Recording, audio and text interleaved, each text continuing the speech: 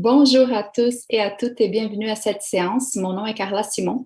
Je serai l'animatrice de cette entrevue car pour but de vous faire découvrir l'UDM, son identité et la Faculté de médecine dentaire au cycle supérieur. Je vous rappelle que plusieurs événements se déroulent jusqu'au 17 décembre. Pour connaître la programmation, consultez les sites des rendez-vous des futurs étudiants. Avant de débuter, je dois vous partager quelques précisions. Votre micro et votre caméra seront fermés pour toute la durée de l'entrevue. L'entrevue est d'une durée de 15 à 20 minutes. Utilisez la section Q&A ou Q&A au bas de la fenêtre pour poser des questions. Un modérateur vous répondra par écrit. Aujourd'hui, nous avons avec nous une étudiante, une diplômée et une représentante qui répondront à quelques questions que j'ai pour eux. Chers invités, je vous laisse vous présenter rapidement.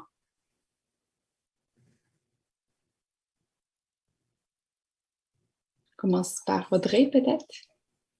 OK. Est-ce qu'il faut que j'attende que je commence? Oui. OK. Donc, c'est moi qui brise la glace. Donc, je m'appelle Audrey Lacombe. J'ai gradué de la faculté d'Université de médecine dentaire de Montréal en 2019, après quoi j'ai complété une année de résidence auprès des enfants malades à l'hôpital de Toronto, au CKIDS. J'ai travaillé un an en bureau privé et maintenant, je suis présentement là, inscrite en première année au programme de spécialité en dentisterie pédiatrique là, avec la maîtrise. Parfait. Madame Nguyen?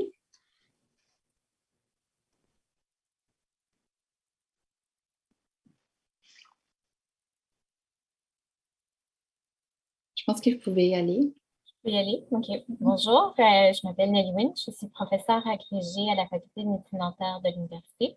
Je suis aussi chercheure à l'hôpital du CHU Sainte-Justine.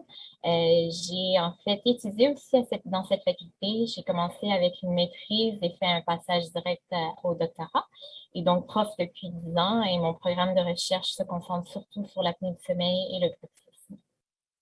Merci. Amal? Bonjour.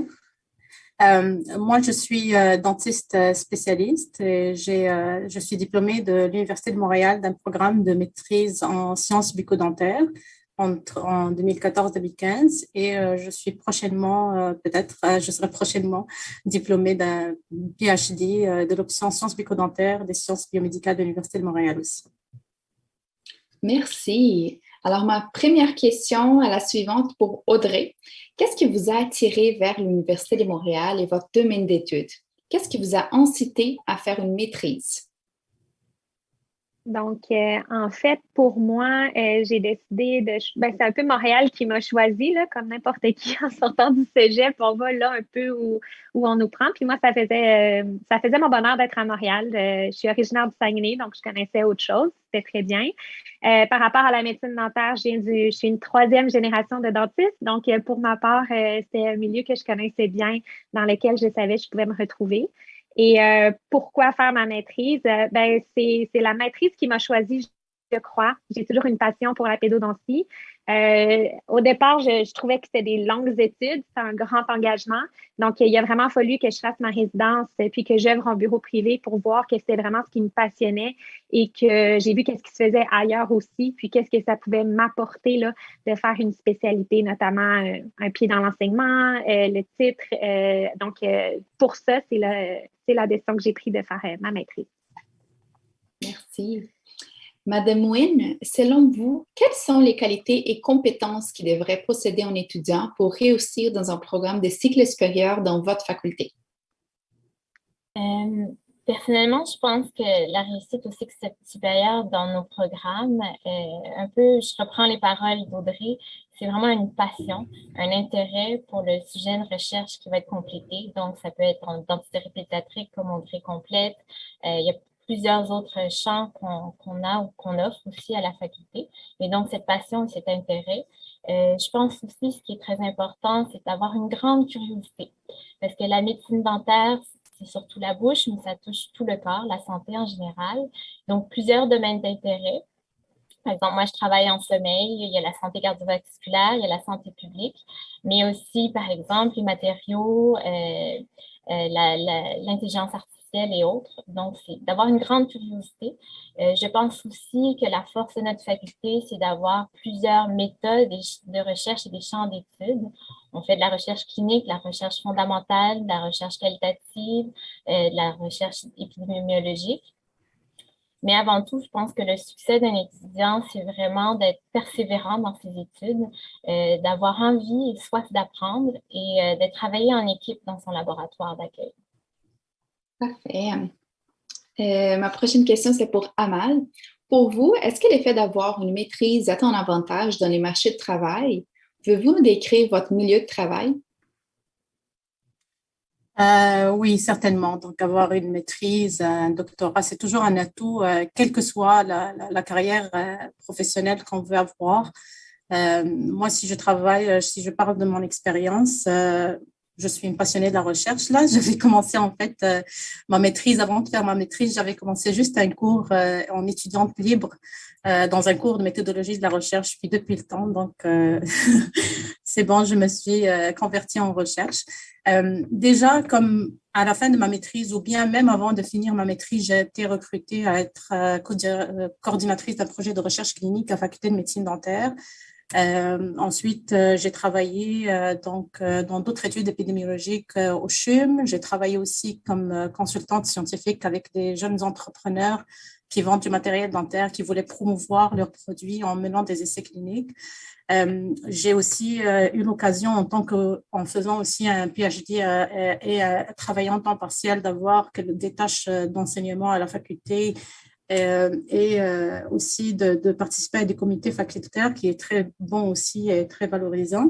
Et actuellement, je travaille comme coordinatrice d'un projet de recherche multicentrique qui se passe dans toutes les facultés de médecine dentaire du Canada. Et donc, moi, je m'occupe du site de la faculté de médecine dentaire de l'Université de Montréal. Et pour vous dire la vérité, que la majorité des professionnels de recherche qui travaillent dans toutes les facultés sont soit des PhD ou des candidats à PhD. Donc, c'est toujours un atout, en fait. Oui, complètement. Prochaine question, c'est pour Audrey.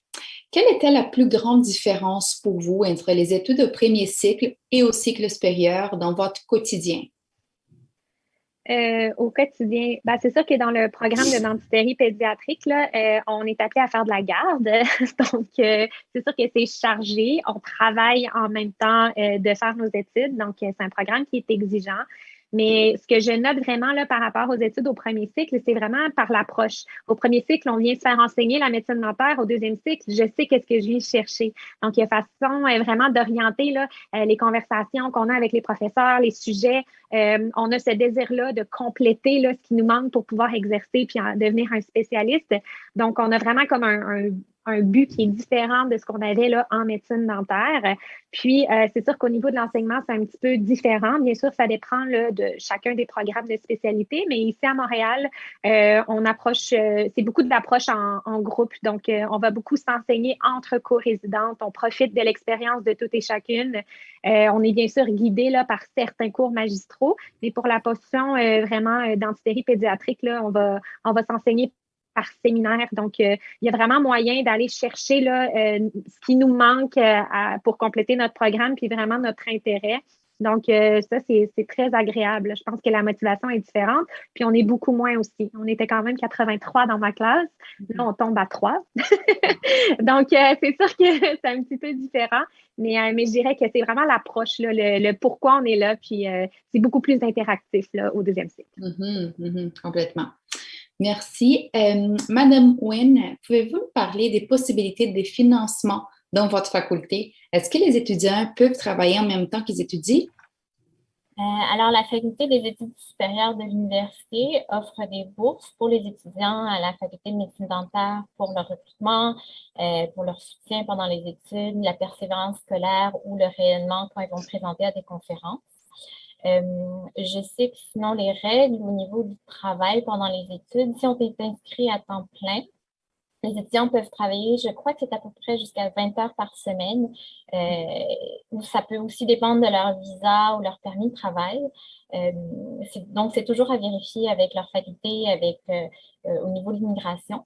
Mais c'est surtout aussi important d'être sûr qu'on peut maintenir un équilibre travail-études et que ces heures de travail sur campus ou hors campus ne vont pas interférer avec les études qui sont entamées.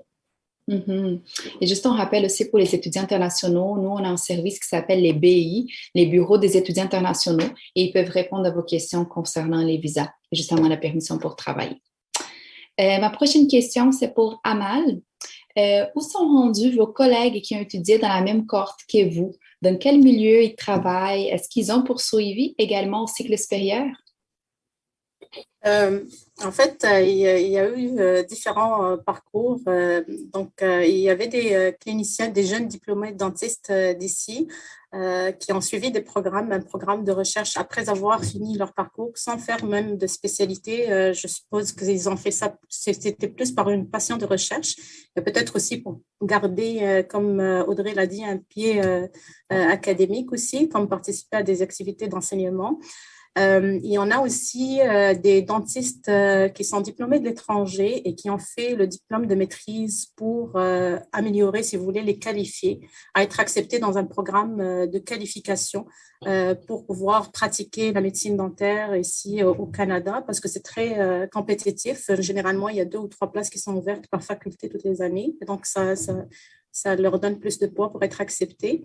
Il y en a qui sont partis sur le marché du travail de la recherche, qui ont travaillé dans des centres de recherche, j'en connais, qui sont travaillés dans des projets de recherche au CIUS ou bien à l'hôpital général juif. Et il y en a bien sûr qui sont partis vers un PhD, comme je le fais actuellement, et avec des perspectives différentes. Parfait.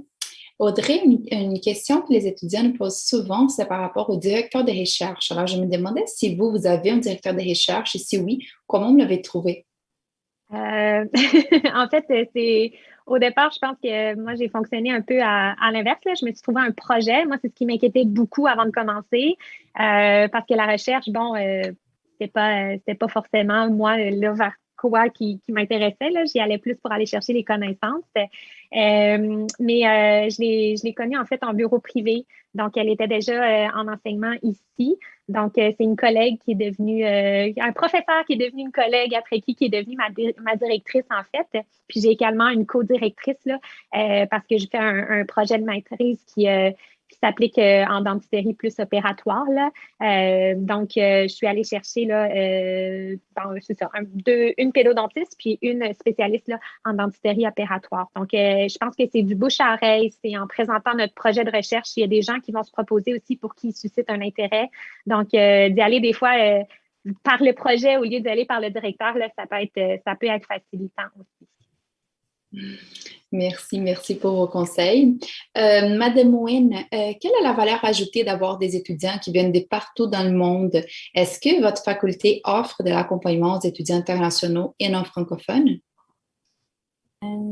Personnellement, je pense qu'un corps étudiant qui est diversifié, c'est une richesse incroyable pour notre faculté, notre université, notre milieu de vie.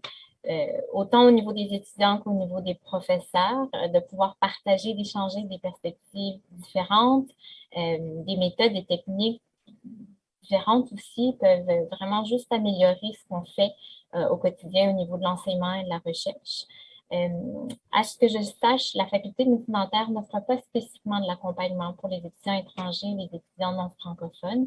Par contre, à l'université, comme vous venez de le mentionner, le bureau des étudiants internationaux qui offre un soutien et un accompagnement pour les étudiants non canadiens. Il y a aussi le Centre de communication écrite, je crois, qui offre des ateliers de formation et des activités pour vraiment améliorer ou mieux maîtriser le français qui est la langue de base ici à l'université. Et je vous rappelle aussi que nous avons un tout nouveau programme de francisation pour les étudiants qui ont le niveau B1. Ils peuvent passer du niveau B1 au niveau B2 dans 4 mois. En fait, c'est un cours intensif qui se déroule entièrement en ligne. Si vous voulez plus d'informations, vous pouvez trouver l'information sur notre site web. Je passe à la dernière question, c'est pour Amal. Est-ce qu'en démarrant vos études, vous aviez une vision claire d'où vous seriez aujourd'hui? Non, pas vraiment. Quand j'ai commencé ma maîtrise, on peut dire que ma vision était un petit peu floue et très restreinte, là, comme je l'ai fait, mais j'étais inquiète. Qu'est-ce que je vais faire avec ce diplôme par la suite? Est-ce que ce serait assez pour aller travailler? Est-ce que je vais vraiment aimer ce que je fais à la fin? Euh, et au fur et à mesure qu'on avance dans le programme, on a l'occasion aussi de côtoyer des personnes qui ont eu des expériences différentes, des parcours différents et qui ont réussi dans leur parcours. Et donc, ça nous ouvre un petit peu nos perspectives. On a aussi l'occasion d'avoir plus de réseautage. On travaille dans plusieurs projets de recherche en même temps, mais des fois, en étant étudiant, on travaille dans des projets de recherche et donc on accumule plus d'expérience. Et aussi, on profite aussi du mentorat et des conseils des chercheurs avec qui on travaille.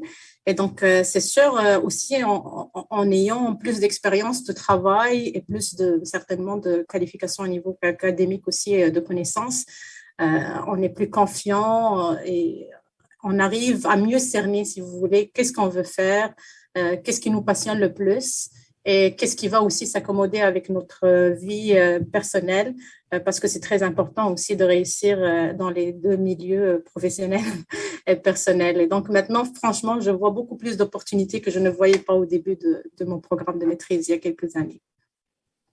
Bon, mais c'est super. Merci énormément, chers invités, pour vos partages. Merci à vous à la maison de votre attention. L'entrevue sera disponible pour rediffusion sur la page vidéo sur demande du site admission.umontréal.ca. Nous tenons à vous rappeler que les entrevues de la montagne se poursuivent jusqu'au 17 décembre. Et cet hiver, des séances d'information vous seront offertes afin de découvrir les programmes qui vous intéressent plus précisément. Ce sera l'occasion idéale de poser vos questions aux responsables des programmes. En attendant, pour en savoir plus sur les programmes, consultez les sites admission, notre page vidéo sur demande et suivez-nous sur Instagram @umontréal.cultureétudiant où plusieurs ambassadeurs des différents programmes vous partagent leur expérience à l'EDM. Merci et à bientôt.